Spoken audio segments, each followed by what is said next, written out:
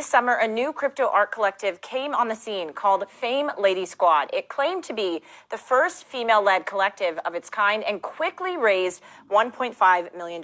But it wasn't long until it was discovered that the group was actually run by men, and the founders handed the control over to a group of women. So joining us now is one of those women, Danielle Davis. She is part of Fame Lady Squad's leadership team and is a creator of NFTbasics.com.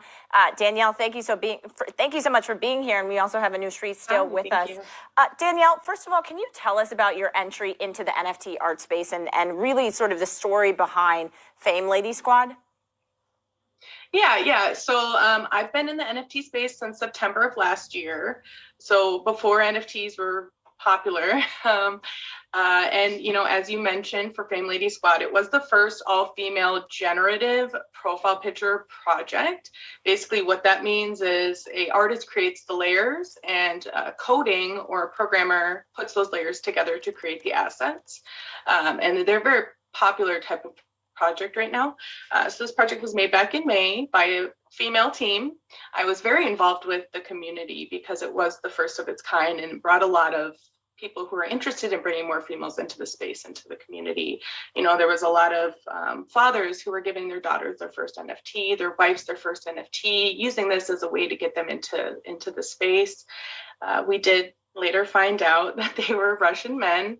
And then there was actually a vote on Twitter from the original team if they were going to give us the contract or not. And the vote did pass. So they passed over not only the smart contract, but the website, the Twitter, all the art assets, everything. What a story. I mean, the other question I have for you too is, even though the numbers are pretty bleak when it comes to women in NFTs, at a time where wealth in the space is booming, there are such incredible women like you. We've interviewed People Pleaser on this show before who had made the Shiba NFT. And, we've talked about Grimes already.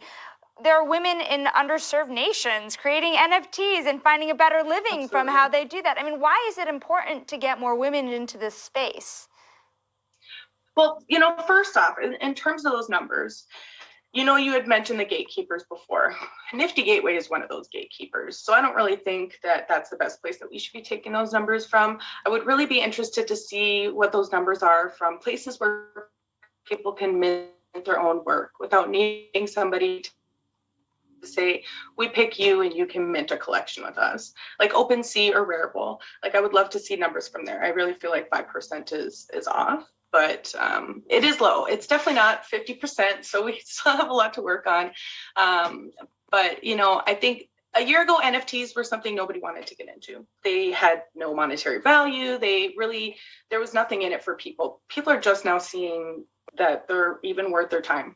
So, we might be a little bit behind, but there are great people out there that are building resources, that are growing the community, getting involved in projects. There's tons of great women out there in the space. But Danielle, I also wonder too, just considering the story behind Fame Lady Squad, do you think there are potentially a lot more fraudsters out there who are just trying to take advantage of the moment? I mean, what do you know, sort of based on what you've heard? Yeah, absolutely. I mean, yesterday we had another example of a project that Accidental team was going to launch it and allow sold millions of dollars worth of these NFTs before we realized that it wasn't even the team who made the assets. It's just something that's going to happen in this decentralized market where you can say you are who you are, but there are teams that are transparent, like the Fame Lady Squad. You can choose to buy the projects from teams that are anonymous, or you can choose to buy the products from teams that are transparent and out in the open and available to their community. Anushree, jump in here. Yeah, Danielle, I'm curious because we sort of talked about how, we see this discrepancy. We want to know what's a good way to address it. It sounds like that's something Fame Lady Squad is doing. So when you've been helping people over the past several months, what sort of issues have you heard that people find intimidating about the space, and what have you done to sort of address that? It's all about the information. It's extremely fragmented. you really have to get to know people who are in this space to learn about it. You can't just go on YouTube or take a class in college and understand the whole space. There's just more to it than that. So creating resources that are accessible and easy for people to find, understandable, that's really a big hurdle. You know, a lot of the resources out there are kind of from the bro culture, which is fine and that's great. But, you know, a normal businesswoman is not going to log into YouTube and watch this video and get anything from it. So creating those resources for these other people that can reach them at their level is really important. I'm wondering, it's funny that you mentioned bro culture. Is there anything that the tech bros can do? Is there anything that more men in this space can do to get more women involved as well and kind of level the playing field? They are actually, you know, some of the bros are some of the best people in the space.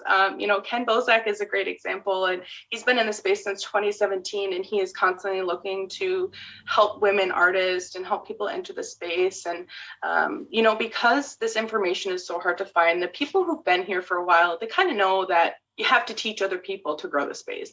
You have to get more people involved to grow the space. We can't do it with all these people that are here now. We need more people. And I feel like they're in it just as much as we are trying to get more women in. Who are you working with specifically, Danielle? I mean, who's been really beneficial to you and your team? I mean, honestly, our whole community has been so amazing. They support every single thing we do. They never talk about the price of NFTs. They know why we're here and what our reasons are. And it's not about the money. It's about helping people change their lives and helping people get into the space. Do you have any more tips for folks that want to avoid any pitfalls in the industry, some of the fraud you've been talking about? Yeah. You know, even the most seasoned veterans get scammed or buy things that end up going to zero. So the biggest thing is just don't over leverage yourself. Diversify. Find a project you like. You buy a couple. You don't buy 100, because there's always anything can happen in this space. Even the people that are transparent and you know the teams. You know, sometimes the projects don't work out. Anushi, do you have another? Yeah, I just wanted to sort of touch something that Danielle had just talked about, which is that when I spoke to Kelly Lavelli Hunt, who is one of the investors in NFT NYC, she did say that because the NFT art market is younger, she has found that a lot of the men that sort of mistake her for, you know, not knowing about crypto or not knowing about NFT are quick to catch their mistake and apologize, and they try and be as inclusive as possible. Yeah, I don't think the men are trying to keep us out by any means. I just think they're waiting for more women to be interested and to figure out how to get in.